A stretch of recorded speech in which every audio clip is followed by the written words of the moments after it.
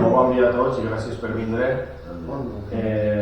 Anem a començar ja l'últim ple de la legislatura, en el que marca la llei que només és d'un únic punt, que és el de l'aprovació de les actes anteriors per a que ja es queden totes les actes aprovades i ja poder començar la nova corporació.